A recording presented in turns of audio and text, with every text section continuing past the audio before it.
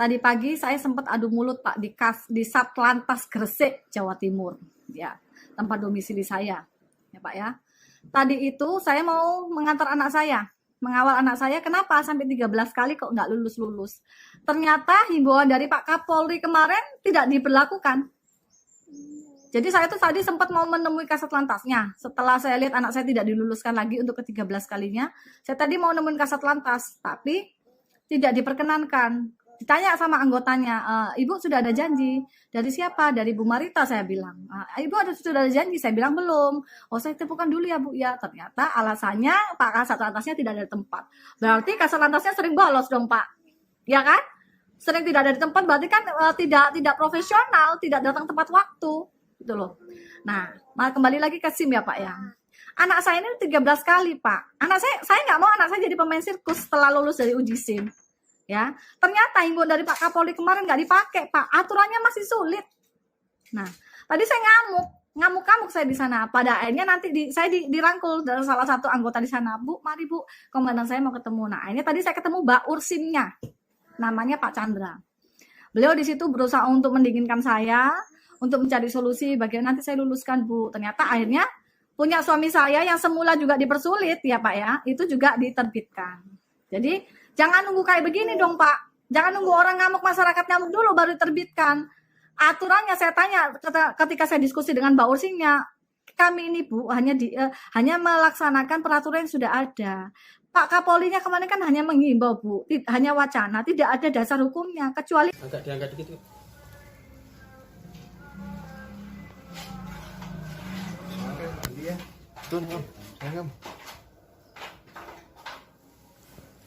Adek,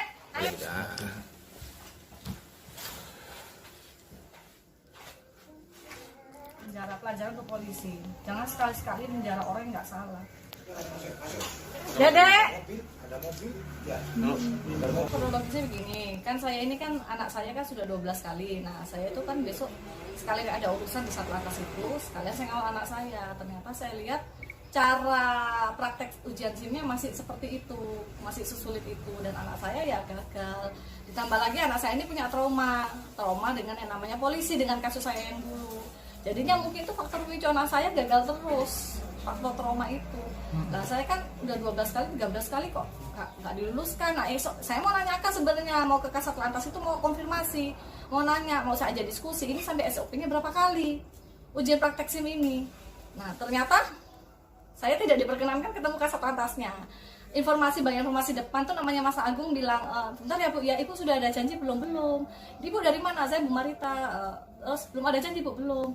Ya sudah saya teleponkan ya Bu. Saya pikir diteleponkan Pak Kasat Lantasnya, ternyata ajudannya. Terus dibilang, Pak Kasat Lantas nggak ada di tempat Bu. Kok nggak ada di tempat terus sih? Waktu itu suami saya waktu ngurusin itu juga mau nemuin Kasat Lantas, mau minta kemudahan karena suami saya kan dinas di laut. Itu ternyata juga dipersulit, nggak diperkenan ketemu. Ini ya saya marah lah berkali-kali, suami saya mau ketemu nggak bisa, saya ketemu nggak bisa, ya meluaplah saya. Ini adu mulut lah saya sama anggota anak buah Kasat Lantas yang kemarin nemuin saya di bagian depan itu. Memang ada ditemukan praktek R2 yang berulang.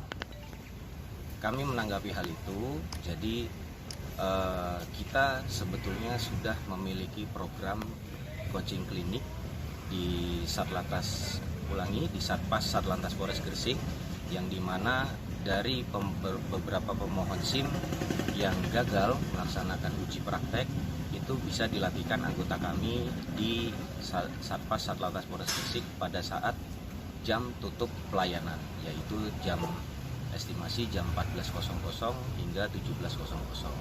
Setelah video itu pada saat gagal R2 tetap diberikan kesempatan untuk melakukan uji praktek R2 kembali, dan dari petugas pun berusaha untuk menawarkan mengikuti coaching klinik.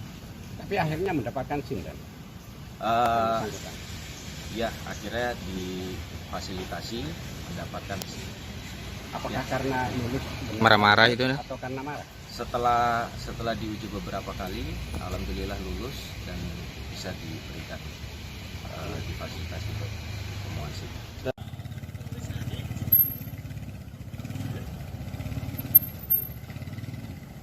Saya gak biru-biru ke. Itu lagi kalau kan itu saya.